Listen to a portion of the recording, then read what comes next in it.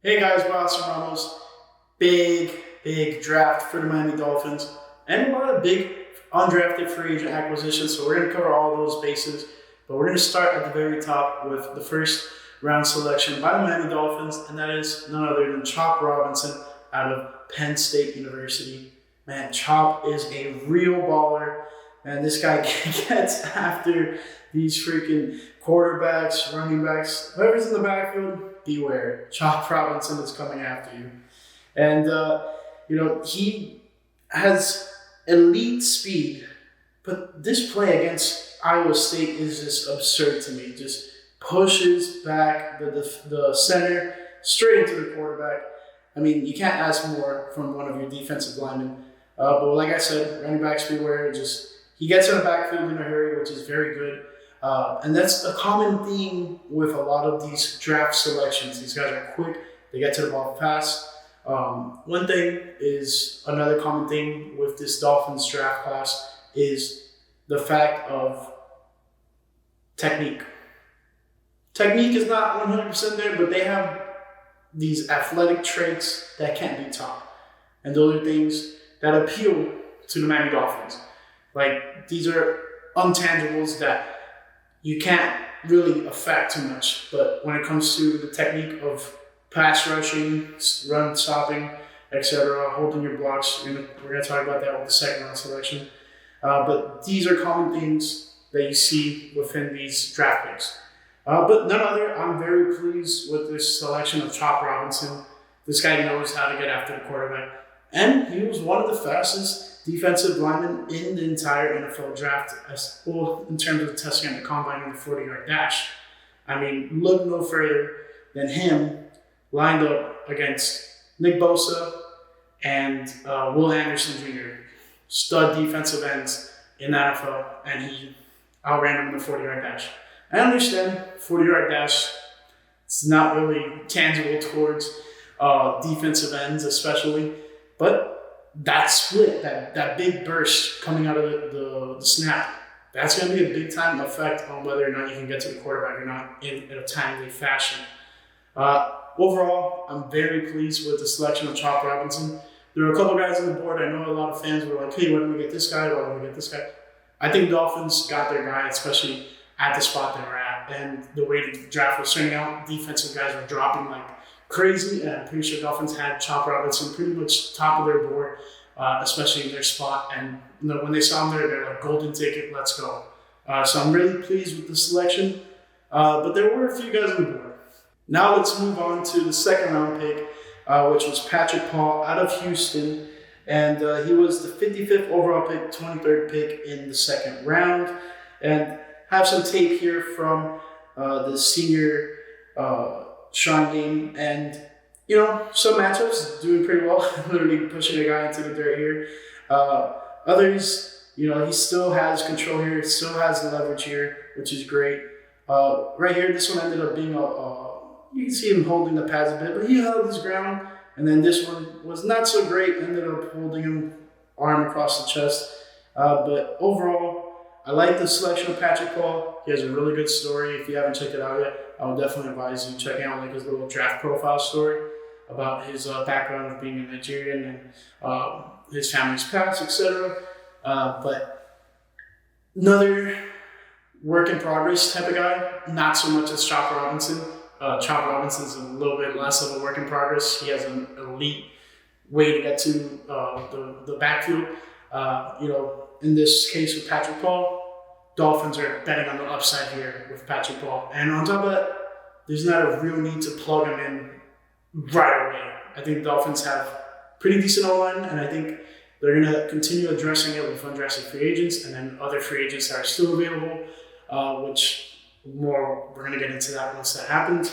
But overall, I like the selection. Just wish maybe you would have gone with someone a little more solidified.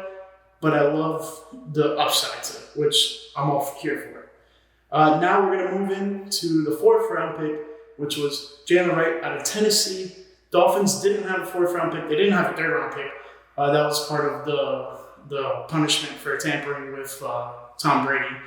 Thank you, Stephen Ross. But the fourth round selection was running back Jaylen Wright out of Tennessee. The Dolphins traded into the 4th round. They didn't have a 4th round pick at all.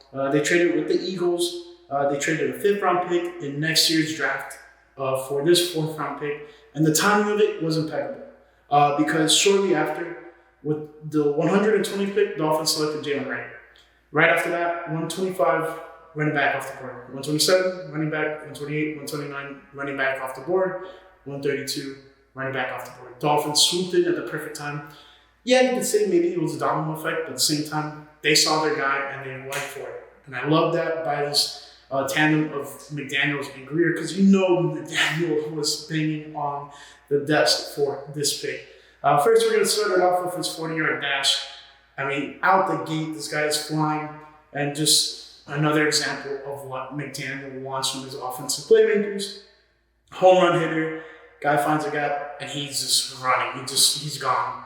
The Georgia Bulldogs can't catch up to him, and I'm pretty sure a lot of NFL defensive players are not going to be able to catch up to him. Another example here of those home run hits, this one against Kentucky, and you can just see he's gone. He's just gone. Man, a lot of Jalen's on this team. Jalen Ramsey, Jalen Waddle, Jalen Phillips, now Jaylen Wright. So just adding all the Jalen's possible. If your name's Jaylen, you have a spot on the Miami Dolphins. This one, not so much of a home run hit, but he knows how to get out in space, and he has the speed to break away from defenders, which is great. All in all, I really love this pick, especially the way the Dolphins did it. You know, sweeping in right before a big run of running backs happened may have caused that run of running backs to happen, but it is what it is. You know, that was another case in the first round. The Atlanta Falcons selected Michael Penix. Boom. Like the other 3 quarterbacks selected after him were just taken because of Penix getting taken at that spot. So that's something that good GMs and coaches know how to do, is just see a guy where you want to either select him or you think you're going to get a lot of value for picking him there. And on top of that, the teams behind you on what their needs are and what they haven't addressed there and what they could possibly be going for. So I think Dolphins found that, and they said, hey, let's go ahead and get this guy. And I think that's exactly what they did with Jaylen Wright, which I absolutely love. Big move on draft day. Day 3, you'll see Dolphins really made a lot of headlines. So that was their first selection on day 3. But the first official selection, one that is their own pick in itself, was defensive end Mohamed Kamara. This one was a huge pick. This guy's a beast, okay? If you're going to see on the tape here, so we'll just play that real quick. He knows how to get after the ball. And another thing is just the presence of mind of trying to get like strip sacks, just force turnovers, get the offense back on the field, get your defense off. And that's big time for a guy like Mohamed Kamara. With the 5th round pick, 23rd pick in the 5th round, 158 overall. I couldn't ask for a better pick here. Kamara knows how to, similar to Chop Robinson, these 2 guys together are going to be absolutely beasts, especially with the absence of Jalen Phillips and Bradley Chubb. For the foreseeable future, who knows? Maybe they start in week 1. You never know. But I definitely love the pairing of these 2 defensive ends. And another thing is, it's fast. It's fast off the line of scrimmage, which we're going to see when it comes to his 40-yard dash. But this is a home run hit by the Miami Dolphins. I couldn't ask for a better selection here by Miami. But here they are doing it again. I think all in all, Dolphins have found a way to maximize the value of their draft picks, regardless of position, what round, what area you are in the draft. I think the Dolphins really maximize their selections, especially with this one right here, Mohamed Kamara. He was pretty amped up. He said that he's going to make all the other 31 teams pay for passing up on him. And I don't blame him. This guy definitely could have been possibly a 2nd rounder, 3rd rounder at worst. And somehow he falls to the Miami Dolphins in the 5th round. Absolute stunning pick by the Miami Dolphins. Moving on to the 6th round, where the Dolphins had 2 picks. First one was the 6th round, 8th pick. I believe it was number 184 overall. And this guy might be a little familiar, especially for some Miami fans who got to see him play again whenever they played against Virginia. But nonetheless, This guy might resemble a little bit of someone who's currently on the roster, and that's none other than Tyreek Hill. Just to let the tape talk for itself. Malik Washington just has speed. He obviously doesn't have big stature, but he makes up for it with great hands. And on top of that, like I said, big speed.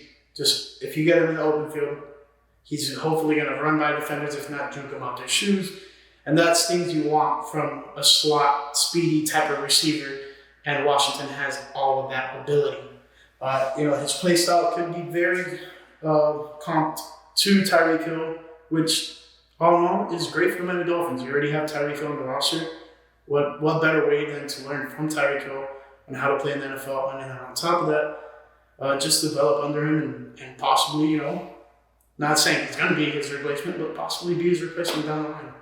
But we're going to go to a play here where eerily similar to Tyreek Hill. This one was against Louisville. Ball pops out. He recovers a fumble and takes it to the house. Now, got me thinking, where have I seen that before? Oh, that's right. Tyreek Hill recovers the fumble against the Los Angeles Chargers and takes it all the way to the house. Man, that was one of those spectacular plays, mind-blowing plays.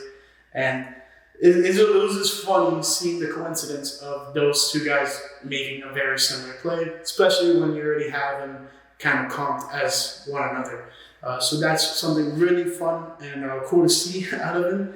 But moving on to our second selection in the 6th round, which was the 22nd pick in the 6th round, 198th overall, was Patrick McMorris, safety out of Cal. And this guy, pretty good, pretty big hitter.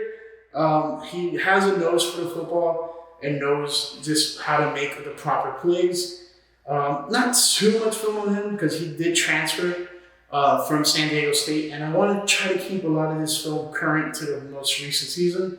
But this guy can get after the ball, and he makes defenders pay, offense pay for throwing the balls away. He can get the ball, he can force turnovers, PBUs, and he knows how to make plays at the line of scrimmage. So that's something I find very positive.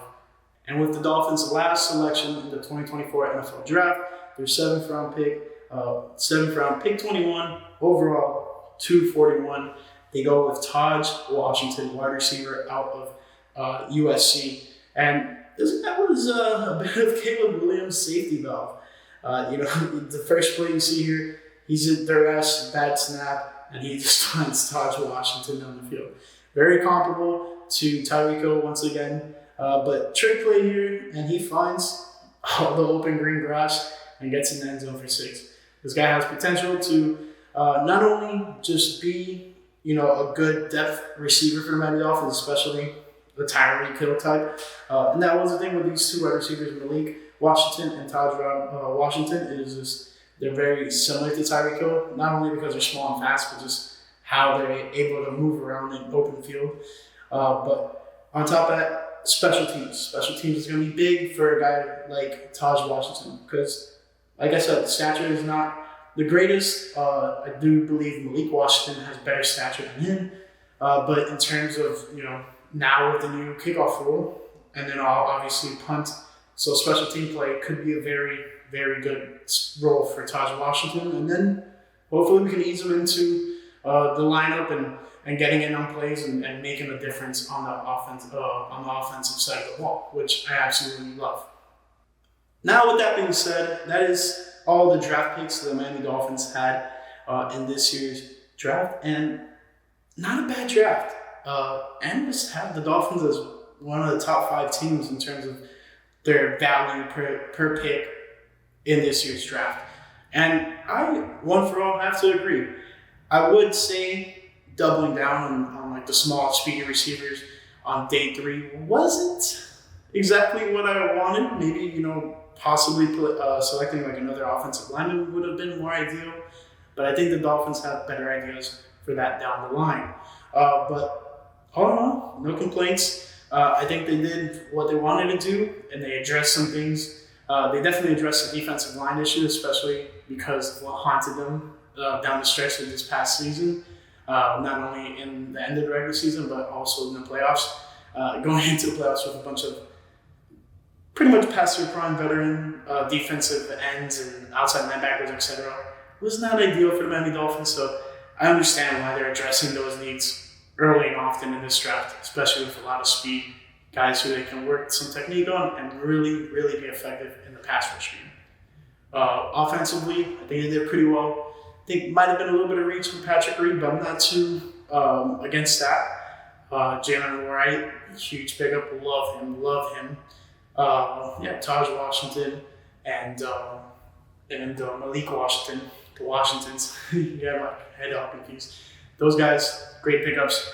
Taj Washington could have been undrafted, but I like the fact that the Dolphins were able to pick him up and secure that guy. Because I don't know what would have happened should he have gone to the open market in the undrafted free agent market, which is where we're going to go to now. A couple guys here, like, I'm not going to get video on all these guys, especially the offensive linemen. Watching offensive lineman tape is not the funnest, and it's not always the best quality. So trying to always bring you guys the best quality if possible. But the first one we have here is Andrew Meyer, offensive lineman out of UTEP, and we also signed one of his teammates, which I'll get to in a second. But Andrew Meyer was known as the guy in that UTEP offensive line unit, and he's an absolute beast. So if the Dolphins saw a great fit for him there, I'm glad they were able to pick him up immediately. And by the way, this list is not composed of who I think is the best pickup or whatever. It's just in what order I saw it being reported, started jotting it down, getting this video ready to go. We're going to keep on moving. We have Bayron Matos. He was a basketball player out of USF, and now he's going to transition to being the offensive tackle in the NFL. He had opportunities to play defensive end at USF, didn't really do them, and he's never really officially played football in terms of playing in a game. So that's going to be an interesting project for the Miami Dolphins, but not a huge risk on taking him as an undrafted free agent. I absolutely love this guy. He's a freak of nature athletically. I should have looked for some of his basketball highlights, but I didn't really want to dive too deep into that. If I change my mind, I might include it. But this guy's been training at IMG Academy, and he's really been putting in some work to possibly, make an NFL roster. So that would be very interesting to see. And I'm hoping, pulling for him. Let's see what happens here. But it's an interesting pickup nonetheless. Moving on, we have another. Now we have a defensive lineman, Grayson Murphy out of UCLA. This guy gets after the ball, man. I love to see. And on top of that, he was teamed up with Latu, the number one defensive player taken off the board. And I know the offense dominated the first round. But he was the first defensive player taken off the board with some injuries. But he was a sidekick there at UCLA. And I'm definitely pretty sure he could possibly make this Dolphins roster, if not the practice squad at worst. But I definitely love seeing all the production he had this past season. And it's honestly quite a shame that he went undrafted. But it is what it is. Another player, we're going to fire through these, by the way. TCU safety, Mark Perry. Not too much great footage that I could find of him. He did transfer from Colorado last season, so only one season at TCU. Like I said, trying to keep a lot of this video current. But this guy knows how to make plays in the ball, and you're not going to regret seeing him on the field possibly if he can continue kind of what he was doing at TCU, transfer that to hopefully the Miami Dolphins. Next, we have a local receiver from out of FAU, Je'Quan Burton, and this guy. He's got some wheels. And on top of that, he got some sure hands. He knows how to keep his feet in bounds, which you're going to see on the second play. Just, come on, man. You got to keep that in bounds. That's a smart football player there. And honestly, I absolutely love this pickup. And, no harm, no foul. All these undrafted free agents are no harm, no foul. You're just picking up what you can. A lot of teams are fighting for a lot of these undrafted players for whatever reasons they may have gone undrafted. A lot of them are very talented. By the way, that film was from the 22 season, not 23. Was little to none footage from his 2023 season.